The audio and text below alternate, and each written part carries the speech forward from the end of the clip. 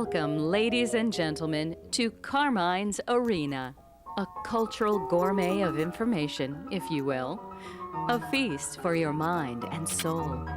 And now, without further delay, the man, the myth, the maestro, Carmine Arena. Greetings, and welcome once again to Carmine's Arena, site of conflict and contest, venue for and of resolution. Resolution in terms of focus, remedy, and commitment, both yours and mine, to the preservation, the propagation, and indeed the celebration of Western civilization. Western civilization is a Judeo-Christian Elysium, except when love is replaced by and made absent in and by odium and vindictive delirium. What be the remedy to this catastrophe? Nations whose security is in jeopardy of necessity must take a firm stance and use lethal ordnance if the Judeo-Christian ethos is not to be consigned to limbo or fra diavolo and the latter's imbroglio. But it is when long periods are relatively peaceful, we should make of love receptive and reflective, setting aside not love, but our collective boxing gloves. The breather becomes ever sweeter. Sublime also becomes the act of testing the quality of that love by forgiving those we viscerally find the most unforgivable. Such be the paradox carried willingly by the orthodox who avoid the beckoning soapbox whose chatter leads to en bloc tinderbox ops.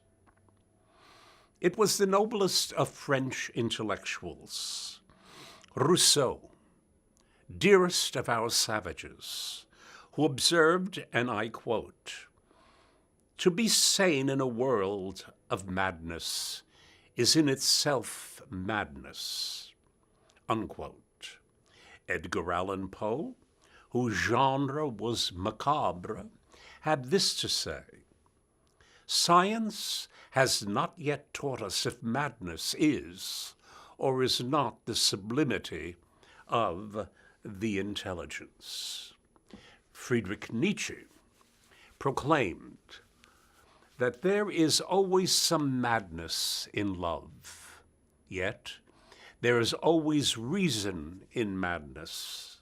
For example, there is in the DNA of the Italians, such as myself, a bit of madness which, in the overwhelming majority of cases, is unquestionably positive. It is genius, it is talent, it's the masterpiece of art, it's the food, fashion, everything that makes Italian great or Italy great in the world. So said Matteo Renzi, ex-prime minister of that magical land, and so say I.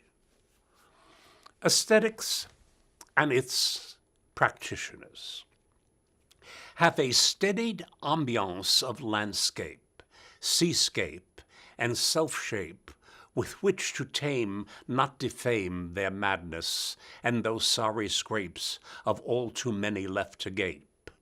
In short, that aesthetic madness of which I speak makes one to situate, coordinate, and scintillate. We were all granted free will.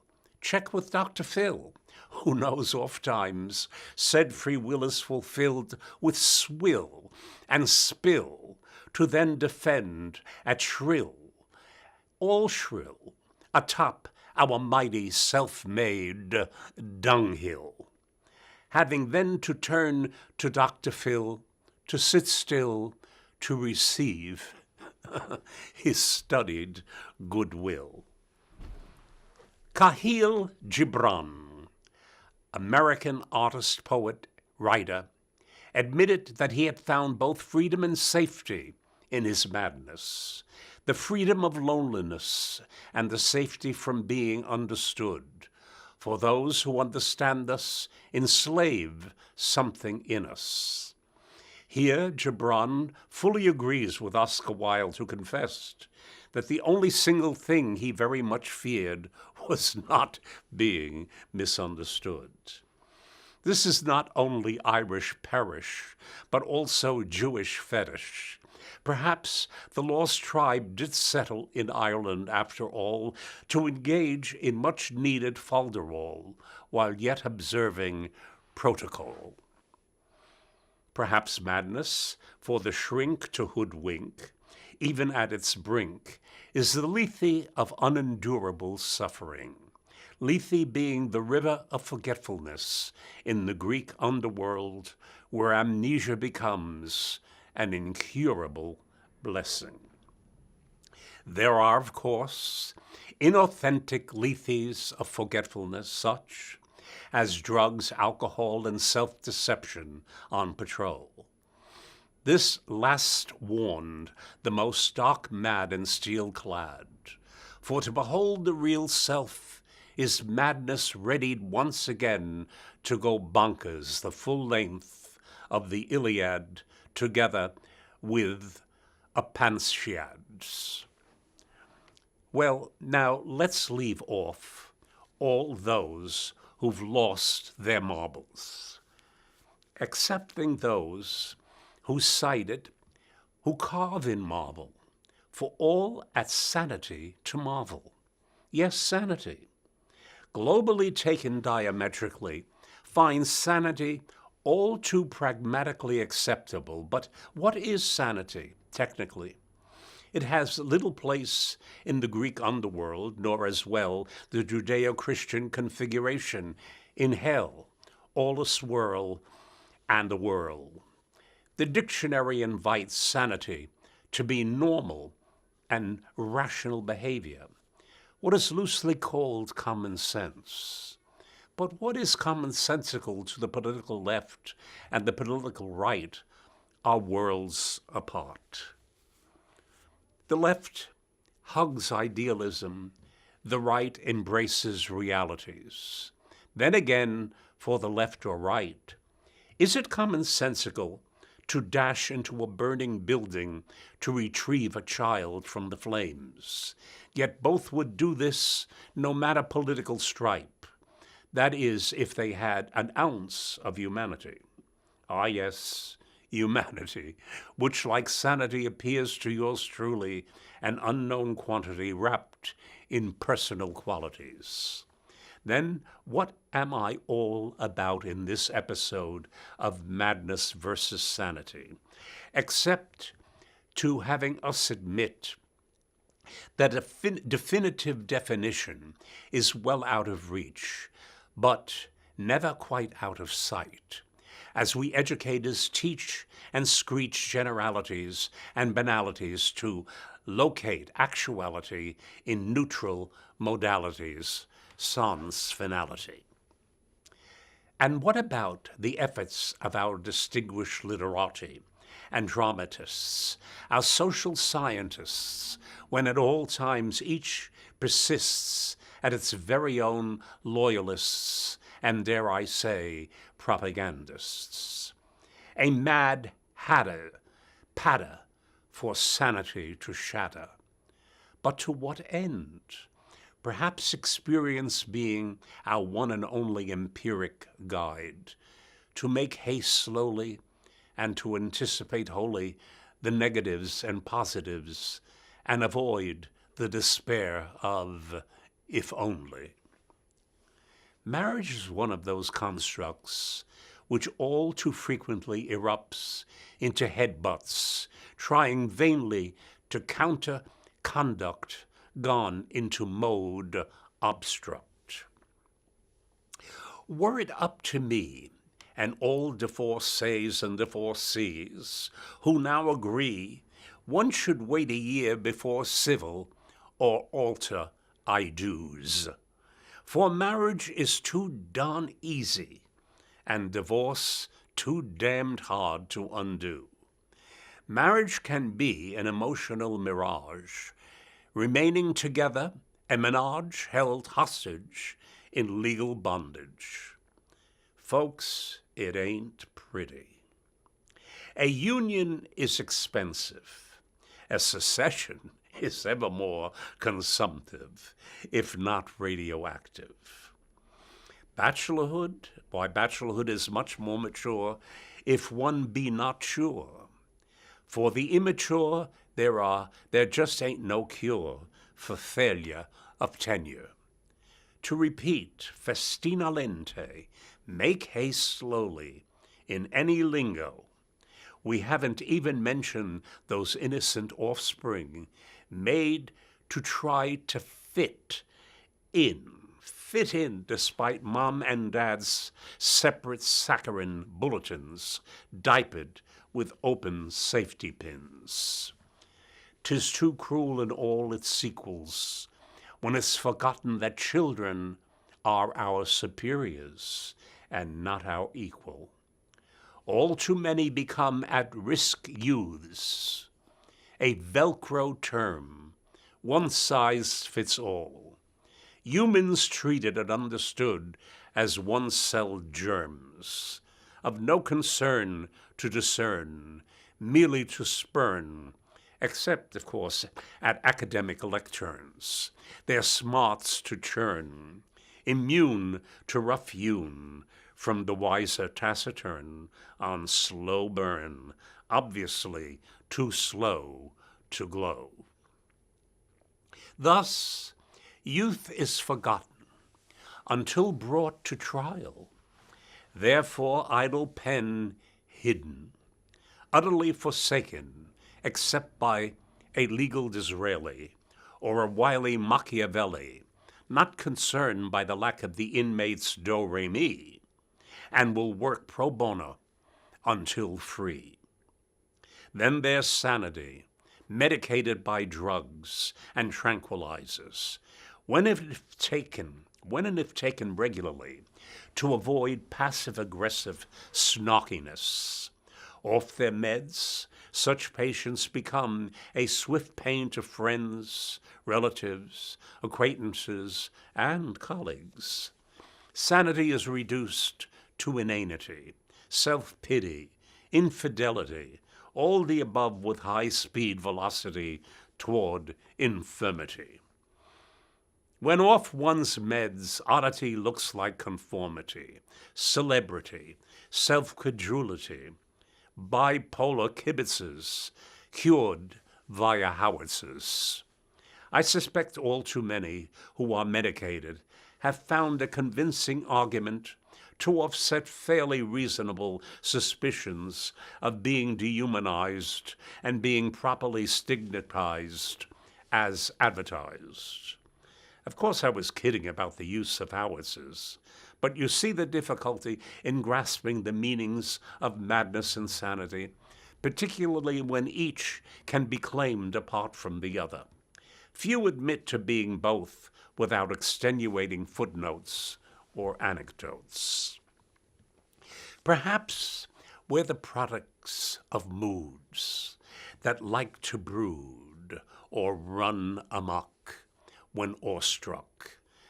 Madness and sanity separate personality issues based on ancient humors, current rumors, or two-way mirrors. Or is that a Mad Hatter statement, a logical misdemeanor? I leave it to you to keep score as we continue to endeavor. Perhaps we don't have to worry if we are misunderstood, nor fret if we are understood.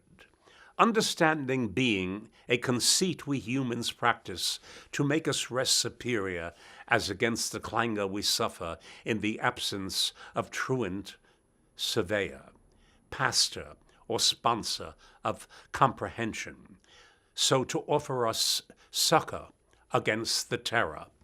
Said conceit being our deceit, to appear concrete, till we depart in a winding sheet, having eked but squeaks for our godless efforts.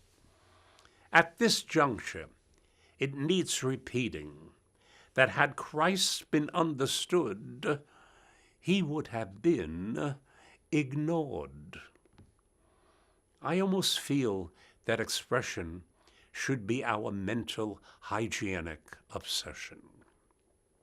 Words becoming selections that invite vivisection, not merely our off-the-top projections spoken with dejection and or deception, with commonplace inventions. Those white lies leading to humanity's contortions and ultimate contraction. Yes, better mental hygiene than that go-between smokescreen, a smokescreen behind which our selfish conceits preen and full scheme. Art alone may be allowed to scheme, yet only to tell a bigger truth. Permit me to cite a good example. Put on your listening ears and turn off your rancor motor, ever ready to error in a deaf stupor, and displeased moi, your TV mentor. The example we will be using is lifted from what is rightfully called the total artwork, which is to say opera. Here is a form of superheated expression which reveals the bigger truth art is always after. Were we to talk all at once, not only would it be rude, it would amount to noise and gibberish. But, and here now is the core of my example. In opera, you may have a duet, trio, quartet, a sextet, etc., of voices, singing more or less simultaneously, pulling together various emotions and thoughts without stepping on another's lines. Why? Because of the musical magic and miracle of harmony, which clears away rudeness and noise, but affords us memorable clarity. If each singer in the ensemble has their own lines, feelings, and moods which blend into an harmonic whole, reflecting what happens in real life, but for music's absence. Each of us continues to think and feel while we politely wait to respond in turn. Yet in music's presence, we can all speak at once, adding impact to harmonic clarity.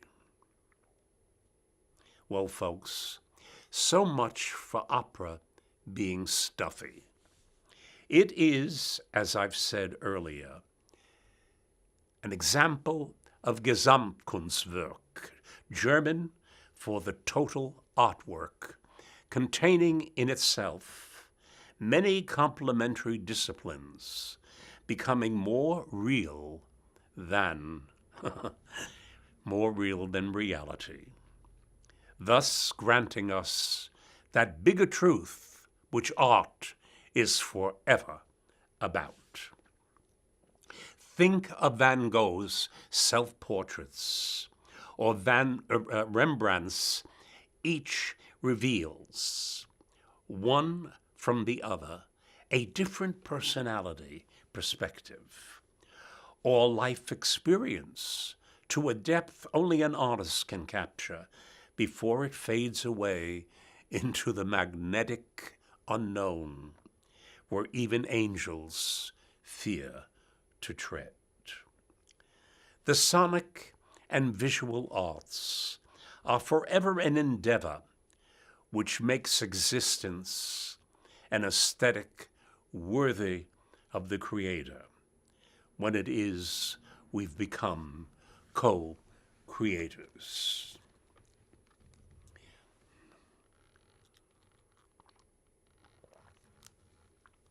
Science, too, excuse me, gives validity to human expression. Given its methodology of logical practice, however, where science irons out wrinkles, art pleats and then uses them,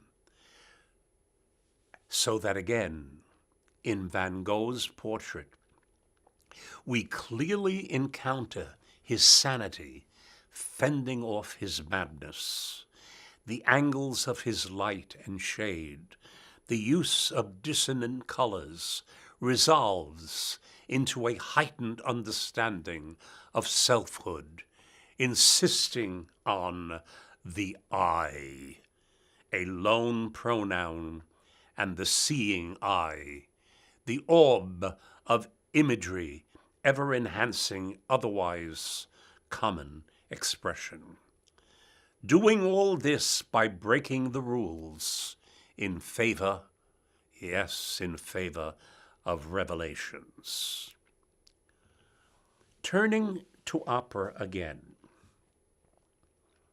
I can't leave off this genre without quoting this insightful observation. For at the end of the opera entitled The Marriage of Figaro, at the height of its mad capery, Mozart abruptly changes the mood of this comedy. The wayward count begs forgiveness, and his wife, why his wife grants it, in aching, aching music. On the most profound level of all, the scene uncovers a core of decency under all the shabbiness which the farce has exposed and tried to rationalize in laughter. The effect of this moment stems in part from our awareness that some universal truth of human nature has canceled out the artificial differences of social position. True nobility does not arise from some accident of birth, but grows out of the loving, steadfast hearts that have been tempered by suffering. The will to endure for that one moment more, opening onto transcendence, which shall forever shape circumstance and performance. The greatest of art forces us to dwell with it as we mature and begin to inhabit the self comfortably, knowing that there is, after all, expression that exists which is simple but not shallow, definitive unto the undertow and all currents of tomorrow. Small wonder great museums the world over curate and care for works of art with heightened delicacy and dedication. Such be man's excuse for existence, despite the mindless secretions of destructive behavior that all too often becomes collateral. Political correctness has become the manner of brutes and barbarians who hide behind non-judgmental mandates of self-righteousness, yet without the presence of shame and the haunting of guilt, we're committed to the same repetitive errors. In the end, political correctness results in the cruel and equal treatment of its quintessential cowards, which one day must face the music and get to keep score. When we are on our best behavior, we are at our maximum best. Being at our best immediately suggests that we have accepted reality and have accommodated ourselves to its mandates. In so doing, we tame surprise and shock and awe, and have the capacity for silence, the fruit of prayer that is faith. The latter allows for contentment and, yes, creativity, perhaps not always of the rank of old masters, but only of the rank that endeavors to produce a great bowl of soup, which brings a satisfying smile to the face of the taster, or making a wonderfully flaky pie crust, which nests beautifully cored and peeled apples, pears, and yes, surprise everyone with what you might choose, say, mince pie, which puts the in mince. Remember, reality is not the enemy. Reality is mom and dad, siblings, and our own very existence as we live and breathe and add to reality a just, dutiful, judicious sum. A sum that crumbs by crumb directs us out of the maze of confusion, contradiction, and malediction. Early on, I used to think that I was mad to practice the piano, for performance conducted not before a few, but thousands in some great hall, utterly exposed before those my fingers were to untangle, what was composed by masters who would forever be greater than any conceit, pose, however practiced, rehearsed, nor performed with stuck-up nose. But crumb by crumb I emerged from the labyrinth of ignorance and discovered that I ceased to be all thumbs and could perform out of dedication to the realities of composer and score to a level that was plumb, and now become one of the added alums of music's sum. Man's tribute to God, who is not always mum, but in each of us continues, setting man's curriculum. Well now, to summarize, to be misunderstood is an everlasting consequence of expression, be it oral or written or signaled. Until next time, my friends, remember these messages that I give you and have been granted to me, and keep the faith. Farewell. If you have any comments or other remarks, and that I perhaps could even read on some of these broadcasts, please do not hesitate to write to me, Carmine Arena, P.O. Box 1029, Larchmont, New York 10538.